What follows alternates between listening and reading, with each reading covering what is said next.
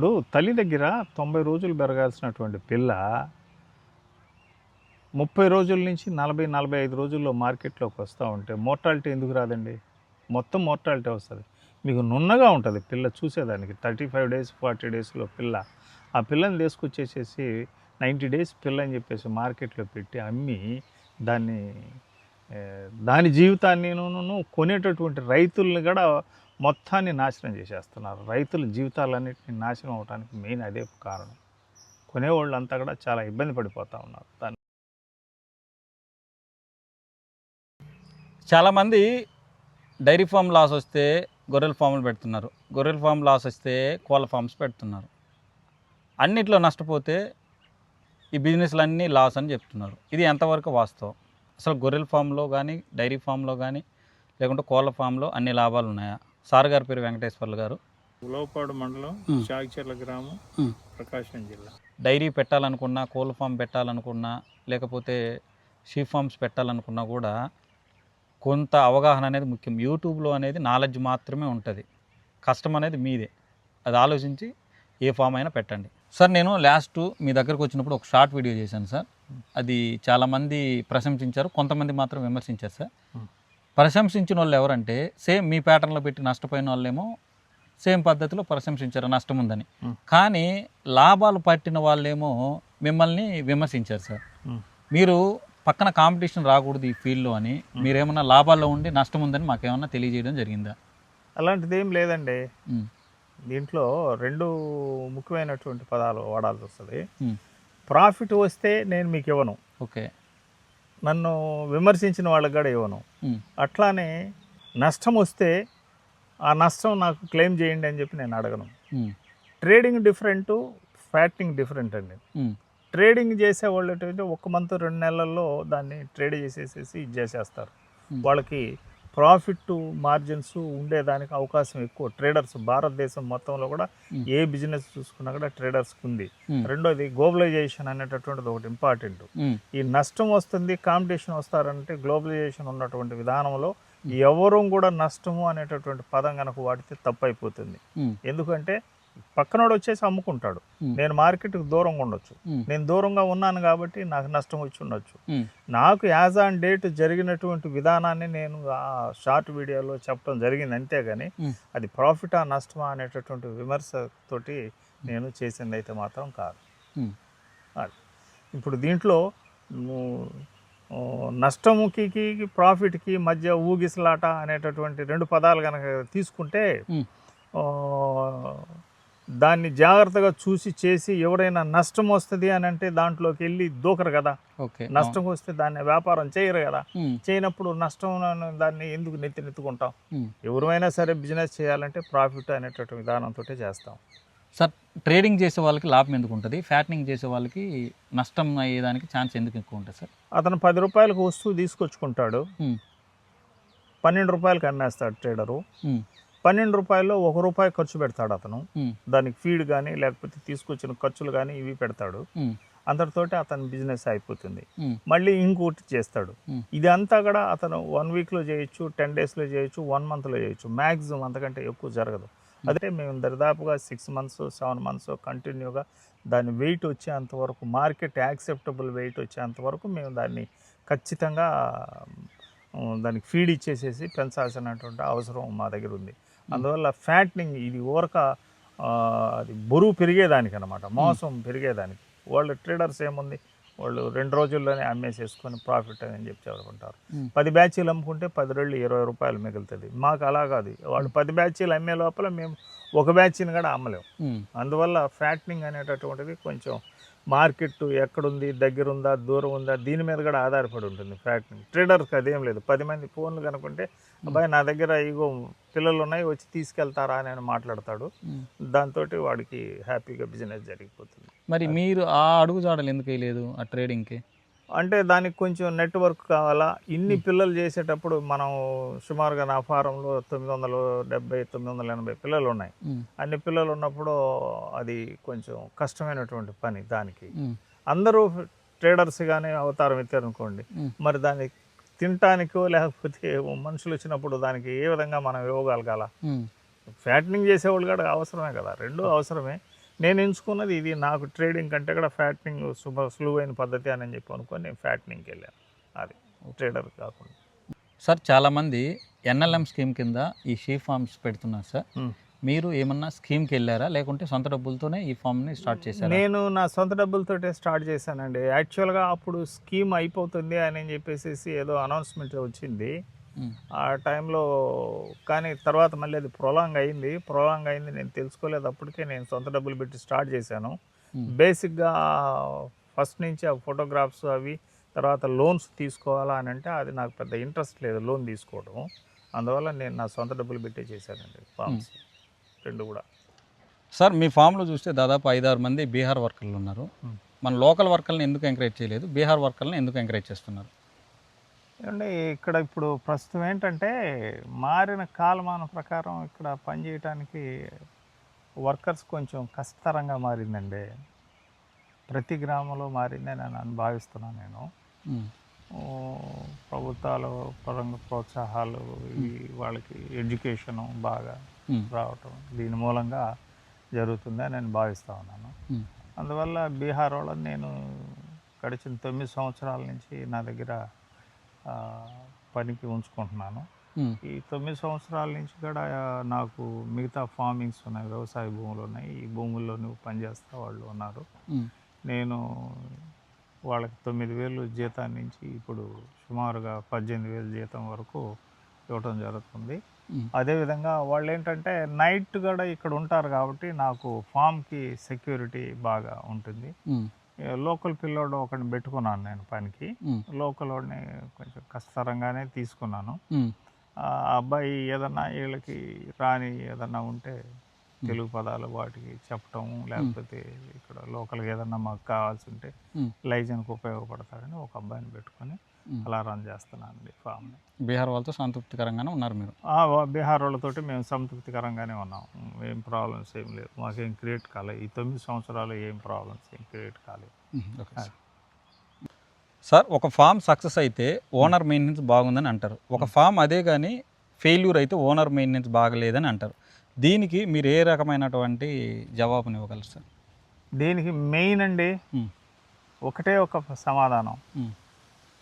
మీరు మోర్టాలిటీని ఎంత తక్కువ చేసుకోగలిగితే, మీరు పిల్లలు కొనుక్కొని మళ్ళీ మీరు అమ్మేంత వరకు మోర్టాలిటీ ఎంత తక్కువ చేసుకోగలిగితే అంత సక్సెస్ అయిపోతాడు ఆ ఫార్మర్. మోర్టాలిటీ ఉన్నప్పుడు దాన్ని ఎవరు ఏమి చేయలేం, అది లాసే వచ్చేస్తుంది, కంప్లీట్గా లాస్ వస్తుంది.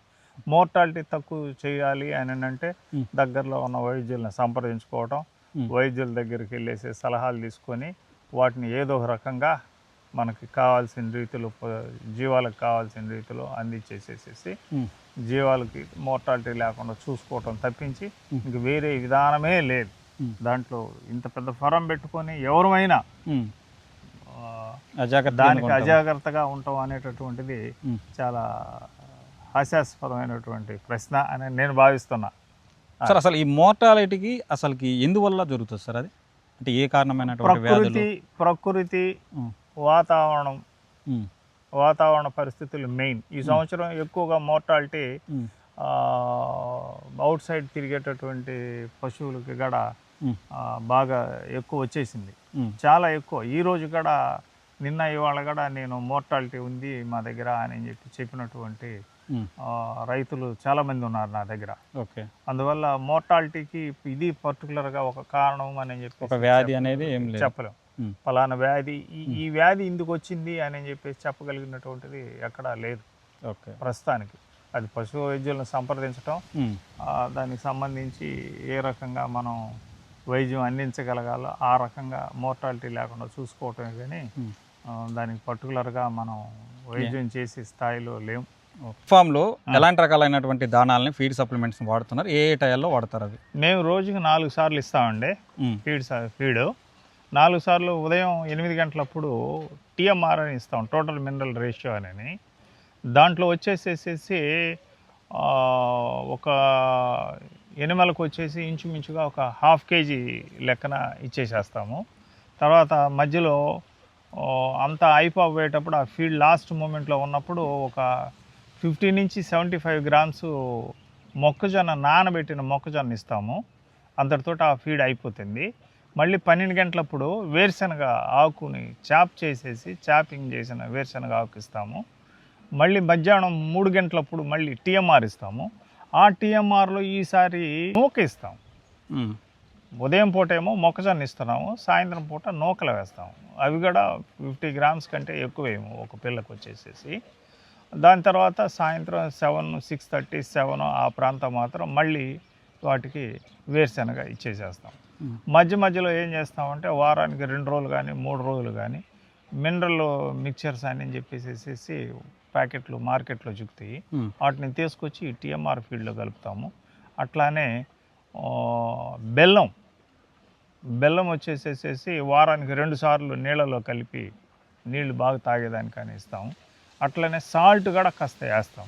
ఇవేనండి, మేము అంతకంటే ఇంకెక్కువ ఏమేమి. సార్ అంటే మీ దగ్గర ఎంత గ్రోత్ వస్తుంది సార్ పర్ మంత్కి? 4 kgs నుంచి 5 kgs ఎక్స్పెక్ట్ చేస్తున్నాము. మాకు ఇంచుమించుగా వెయిట్ వస్తూ ఉందండి ఈ ఫీడ్కి.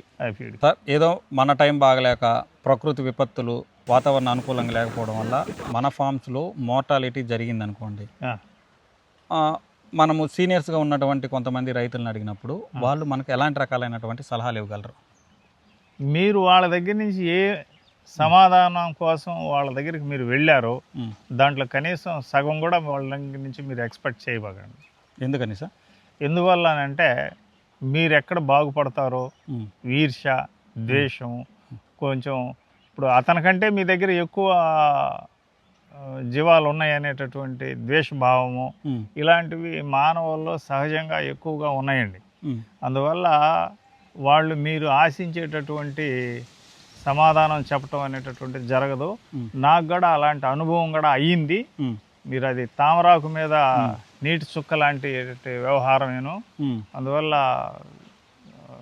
వీలైనంత వరకు మీరు అవగాహన పెంచుకొని దాని మీద ఆ అవగాహనతో ఇంకేదన్నా వైద్య సలహాలు తీసుకొని దాన్ని మోర్టాలిటీని తగ్గించుకోవటానికో లేకపోతే ఇట్లాంటి ప్రయత్నాలు చేయాల్సిందే తప్పించేసేసి మీరు ఏ విధమైనటువంటి పక్క రైతుల దగ్గర నుంచి కనుక ఆశించేసేస్తే చెప్పరు. వాళ్ళకు వాళ్ళు చెప్పుకుంటారో ఏమో తెలియదు, కానీ ఒక ఫారం వాళ్ళు వెళ్ళేసేసేసి ఒక రైతుని కనుక ఆశించేసేసేస్తే అది అంత తేలిగ్గా మీకు సరైన సమాధానం రాదు. అది మాత్రం పక్క. లాస్ట్ ఇయర్ ప్రాఫిట్లో ఉండడానికి ఇప్పుడు మీరు లాస్లో ఉండడానికి గల కారణాలు ఏంటి? ఇందాక ఆ మాట అన్నారు కదా లాస్లో ఉంది అని, ఎందువల్ల లాస్లోకి? లాస్ట్ ఇయర్ వచ్చేసేసి మాకు మోర్టాలిటీ వచ్చేసేసి చాలా తక్కువ అండి. 7 పిల్లలు టోటల్గా ఇయర్ మొత్తం మీద 7 పిల్లలు చనిపోయినాయి. ఎన్నిటికి సార్? దాదాపుగా 460 పిల్లలకి సార్. ఈ సంవత్సరం అదే 970 పిల్లలకి 260 పిల్లల దాకా చనిపోయినాయి మోర్టాలిటీ. అందువల్ల లాస్ అనేటటువంటిది ఖచ్చితంగా అనగలను. వీటన్నిటికి ఇంపార్టెంట్ ఏంటంటే సెలక్షన్ ఆఫ్ పిల్ల సెలక్షనే మెయిన్ అండి. పిల్ల సెలక్షన్ సరిగ్గా కనుక లేకపోతే గ్యారెంటీగా మోర్టాలిటీ వస్తుంది, దాంట్లో అనుమానమే లేదు. పిల్ల సెలక్షన్ అంటే ఇప్పుడు మేమేం చేసాము, అంతా అక్కడ 15 కిలోలు 12 కిలోలు పిల్లల్ని తీసుకొచ్చాం. చిన్న పిల్లలు ఉన్నాయి, ఆ సైడ్ లాస్ట్లో ఉన్నాయి. ఆ పిల్ల వల్ల ఏమంటే మారినటువంటి వాతావరణ పరిస్థితులకి అవి తట్టుకోలేకపోయినాయి. విపరీతమైన ఈ సంవత్సరం దర్జాపుగా నేను విన్నది లాస్ట్ ఇయర్కి ఈ సంవత్సరానికి క్లైమేట్లో చేంజ్ అని అంటున్నారు. మన కంటికి కనిపించేది కాదు. కాకపోతే ఈ మోర్టాలిటీని ఎంత కంట్రోల్ చేయడానికైనా నా ప్రయత్నం నేను చేశాను. మ్యాక్సిమం వైద్యం దాదాపు పోస్ట్ మార్టం కూడా చేయించాను. ఇక్కడ మాకు ఇక్కడ రెగ్యులర్ డాక్టర్ ఉన్నాడు, ఇక్కడ వర్క్ చేసే పిల్లాడు ఉన్నాడు కంటిన్యూగా. ఇన్ని చేసినా కూడా మేము ఆ మోర్టాలిటీని కంట్రోల్ చేయలేకపోయాం. అందువల్ల సెలక్షన్ ఆఫ్ బ్రీడ్ చాలా ఇంపార్టెంట్, ముఖ్యంగా అన్నిటికంటే. అందువల్ల మోర్టాలిటీ ఎక్కువ వచ్చింది కాబట్టి లాస్ ఎక్కువ వచ్చింది. క్లియర్ కట్గా చెప్పగలం. క్లియర్ కట్గా నా దగ్గర బుక్ ఎవిడెన్స్ ఉందండి. ప్రతి చిన్న ఐటమ్ కూడా నేను పుస్తకంలో రాసే అలవాటు నాకు ఉంది. ప్రతిదీ రాస్తాను, ఏ రోజుకి ఆ రోజు ఎన్ని చనిపోయినాయి, ఎన్ని ఉన్నాయి, ఈ రోజు ఎన్ని చనిపోయినాయి, ఏంటి అన్ని ప్రతిదీ రికార్డ్.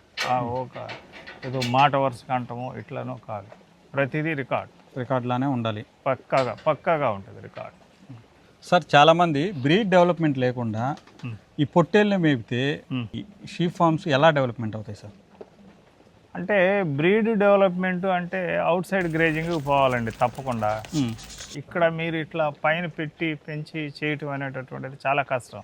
ఎందుకంటే ఇప్పుడు కూలోళ్ళు ఉన్నారు, నలుగురు ఈ ఫారం మీద నలుగురు పని చేస్తున్నారు ఈ రెండిటి మీద.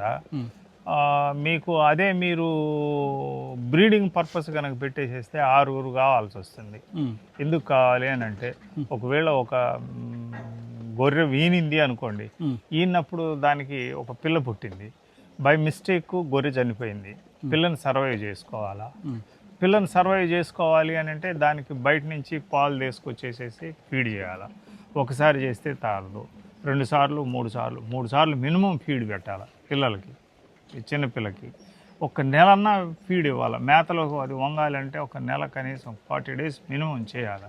అలా చేసేటప్పుడు దాని కాస్ట్, ఆ పిల్ల కాస్ట్ కంటే కూడా ఈ వీళ్ళకి ఇచ్చే వేజెస్ ఎక్కువ పెరిగిపోతాయి.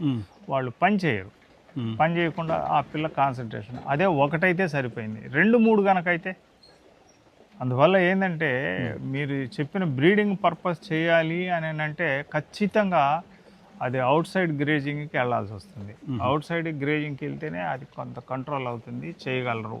ఇట్లా ఫార్మ్స్ మీద పెట్టేసేసి అన్ని ఎక్కువ వెయ్యి. ఇప్పుడు నా దగ్గర దాదాపుగా 700-800 పిల్లలు ఉన్నాయి చచ్చిపోయినాక కూడా. ఇంకా కొన్నాం మళ్ళీ పిల్లలు తీసుకొచ్చి పెట్టినవి కూడా. అట్లాంటప్పుడు మీరు బ్రీడింగ్ చేశారనుకోండి, దానికే కేటాయించేసేస్తే దాని డబ్బులు దానికి రావు, మీరు లాస్లోకి వెళ్ళిపోతారు. అందువల్ల బ్రీడింగ్ అనేటటువంటిది అది సపరేట్ ఇష్యూ. అది ఇన్ని పిల్లలు చేయటం అనేది కూడా కొంచెం కష్టం. ఒక 300-400 పిల్లలు అయితే బ్రీడింగ్ చేసుకుంటా సపరేట్గా ఒక 6 అదే పని మీద కనుక వదిలితే ఏదన్నా సక్సెస్ అవ్వాలి. ఇప్పుడు పాలు పెట్టాలా, ఫ్రిడ్జ్లో పెట్టాలా, ఫ్రిడ్జ్లో నుంచి తీసుకొచ్చి మళ్ళీ చల్లగా ఉన్న పాలని తీసుకొచ్చేసి మళ్ళీ వాటిని నార్మల్ కండిషన్కి తీసుకొచ్చి ఇవ్వాలా. ఇదంతా వాడికి సరిపోతుంది పని. సాయంత్రం దాకా 4 పిల్లలు ఉన్నాయంటే అదే పని వాడు చేసేది. అందువల్ల బ్రీడింగ్కి దీనికి మ్యాచ్ అవ్వటం అనేటటువంటి నా అనాలిసిస్ ప్రకారం కొంచెం కష్టమైన పని అండి.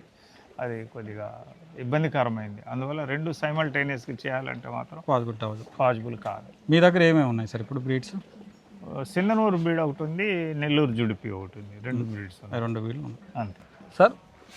రైతుని అడిగితే మాకంటే ఫార్మ్స్లో జీవాలు బలంగా ఉంటాయి, బాగుంటాయి, కానీ మీలాంటి సీనియర్స్ ఫార్మర్స్ని అడిగితే మన దగ్గర కంటే రైతుల దగ్గర హెల్తీగా ఉంటాయి, బ్రీడింగ్ బాగుంటుంది అంటారు. దాంట్లో ఏ వాదన కరెక్ట్ అంటారు సార్ మీరు? 2 వాదనలు ఇంచుమించుగా కరెక్టే సార్. ఆ వాదన కరెక్టే, ఈ వాదన కరెక్టే. వాళ్ళ దగ్గర ఏంటంటే మోతాదు తక్కువగా ఉంటుంది, జీవాలు 40-50 జీవాలు ఉంటాయి. మీరు పట్టుమని 400-500 జీవాలు ఉన్న రైతులు జిల్లా మొత్తం ఎతికితే 2 కానీ 3 కానీ చిక్కుతారు, అంతకంటే ఎక్కువ చిక్కరు. అదే చిన్న రైతులు మీకు కావాల్సినంత మంది రైతులు చిక్కుతారు అన్నమాట. సో అదైనా ఫారమ్స్, పెద్ద ఫారమ్స్ కనుక తీసుకుంటే మీకు ఒక 3-4 ఫారాల కంటే ఎక్కువ కనిపించవు అనమాట. మాకేంటంటే బయట నీకు సూర్యరశ్మికి కానీ లేకపోతే బయట కానీ అన్ని దిక్కల కానీ మీకు కావాల్సినంత దానికి న్యూట్రిషన్స్ అన్నీ చిక్కుతాయి. ఇక్కడ సూర్యరశ్మి చిక్కదు. మేము అందుకని ప్రోటీన్ ఇచ్చేసేసి ఆ సూర్యరశ్మి అటు వాటిని అన్నింటినీ కూడా సబ్స్టాంటేట్ చేస్తాం, ప్రోటీన్స్ ఇచ్చి వాల్యుబుల్గా చేస్తాం అనమాట. అందువల్ల మాకు కొంచెం కాస్ట్ ఎక్కువ పడుతుంది. రెండోది ఏంటంటే జీవం ఎప్పుడు కూడా తిరుగుతూ ఉంటే దానికి వచ్చినటువంటి కాలరీస్ కాస్త తగ్గుతుంది, ఖర్చు అయిపోయి అది కొంచెం బరువు వాళ్ళు ఆశించినట్టు 5 కిలోలు 6 కిలోలు అట్లా ఏమి రాదు నెలకి, కానీ పటిష్టంగానే ఉంటుంది అది కూడా. ఇక్కడ ఏమంటే 4-5 కిలోలు గట్టిగా వస్తుంది, దాంట్లో అనుమానం ఏమి లేదు నెలకి.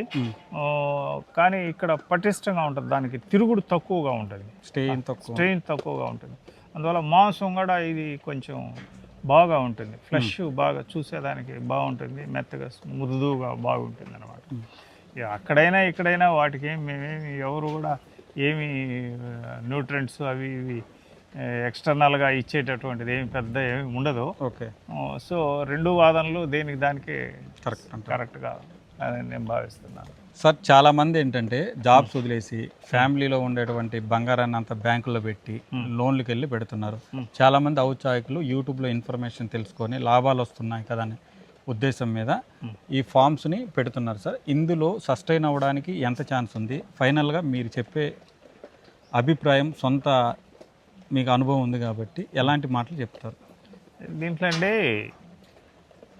ఇలా కొత్తగా రావాలా అనుకునేటటువంటి వాళ్ళందరూ యూట్యూబ్లు చూసి డైరెక్ట్గా రాకుండా వాళ్ళకి అందుబాటులో లేదా తెలిసిన వాళ్ళ దగ్గరలో ఏదన్నా కనుక ఫామ్స్ కనుకుంటే ఒక నెల 2 నెలలు ఒక ట్రైనింగ్ ప్రోగ్రామ్ లాగానో లేకపోతే ఒక అవగాహన కోసం వాళ్ళని రిక్వెస్ట్ చేసో వెళ్ళి చూసుకొని ఏమేమి జరుగుతున్నాయి, లాభ నష్టాలు ఎలా ఉన్నాయి బేరీజ్ వేసుకొని స్మాల్ స్కేల్లో ముందు తయారు చేసుకొని ఇప్పుడు నేను పైనుంచి కిందకి ఇప్పుడు ఈ వీడియోలో ఇచ్చినటువంటి అన్నింటిని కనుక క్షుణ్ణంగా పరిశీలించుకుంటా కనుక చేసుకుంటా కనుక వచ్చేసి మనం కనుక పెడితే లాభమా నష్టమా అనేటటువంటిది ఖచ్చితంగా ఒక 60,000కి వచ్చిన తర్వాతనే ముందు స్మాల్ స్కేల్లో స్టార్ట్ చేయండి.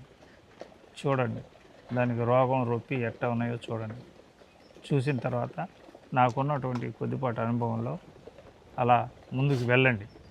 లేదనంటే కొంచెం భారీ స్థాయిలో పెట్టి నష్టం అయితే పోవద్దండి. మెయిన్ మోర్టాలిటీ ఒకటి, కంట్రోలు, పిల్ల సెలక్షన్ ఒకటి, ఈ రెండిట్లే మెయిన్ కాన్సన్ట్రేషన్. అందువల్ల దీనికి ఎక్స్పీరియన్స్ తోటి చేస్తే కరెక్ట్ అనేది నా నిజిత అభిప్రాయం. కొంత అనుభవం కావాలా, అనుభవం లేకుండా మాత్రం చేయొద్దు. థ్యాంక్ యూ సార్, మీరు చాలా విలువైన సమాచారాన్ని ఇచ్చారు, మీ అభిప్రాయాలను చెప్పారు. ఇది సార్ గారి యొక్క అభిప్రాయం మాత్రమే, ఎవరిని ఉద్దేశించింది కాదు. ఆయన స్వీయ అభిప్రాయాలను చెప్పారు. అతను లాస్ట్ ఇయర్ సక్సెస్లో ఉన్నాను, ఈ ఇయర్ ఫెయిల్యూర్లో ఉన్నానని చెప్పడానికి కారణం ఏంటంటే ఉన్నటువంటి ఆ పిల్ల చనిపోవడం, బతకడానికి సంబంధించిన విషయాలు మాత్రమే. మీరు ఎవరైనా ఫామ్ పెట్టాలనుకుంటే ప్రాపర్ నాలెడ్జ్ ఉండాలి, పిల్ల సెలక్షన్ ఉండాలనేది సార్ గారి అభిప్రాయం. ఇది ఎవరిని ఉద్దేశించిన వీడియో కాదు. మీరు నాలెడ్జ్ని పెంచుకోండి, పెట్టాలనుకుంటే అవగాహన మెయిన్. ఇలాంటి వీడియోస్ మన ఛానల్లో రెగ్యులర్గా వస్తుంటాయి కాబట్టి ఇప్పుడు మన ఛానల్ని ఫాలో చేయండి. Thank you.